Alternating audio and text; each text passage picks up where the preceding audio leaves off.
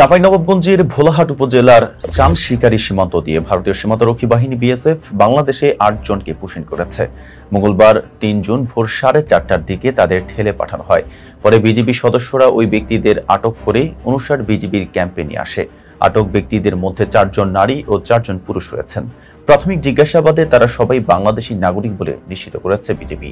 আটকদের পরিচয় হল চাঁপাইনবাবগঞ্জ সদর উপজেলার নরেন্দ্রপুর এলাকার মোহাম্মদ গোলামের ছেলে ফয়েজ, আব্দুর রহমান সরকারের ছেলে আজিম সরকার, খুলনা জেলার দিঘলিয়া থানার আমবাড়িয়া এলাকার আজিম উদ্দিনের মেয়ে মোসাম্মদ মিম খাতুন, ঠাকুরগাঁও জেলার পীরগঞ্জ থানার বেলদহি গ্রামের শফিউদ্দিনের ছেলে রুস্তুম আলী, রাজশাহীর চারঘাট থানার চর মুক্তাপুর গ্রামের তোফাজ্জল হোসেনের ছেলে মুফাজ্জল হোসেন, রাজশাহীর তানোর থানার হরিদেবপুর গ্রামের গোবর্ধন দাসের মেয়ে দক্ষী দাস, নারায়ণগঞ্জ জেলার রূপগঞ্জ থানার কাঞ্চন রানীপুর গ্রামের আতিকুর রহমানের মেয়ে রত্না আক্তার নূপুর এবং বাগেরহাট জেলার মোরেলগঞ্জ থানার বড়ইখালী গ্রামের ইব্রাহিমের মেয়ে নাদিরা খাতুন।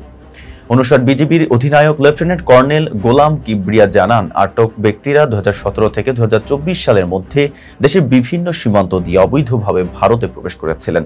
পরে ভারতীয় পুলিশ তাদের আটক করে মুর্শিদাবাদ থানায় রাখে।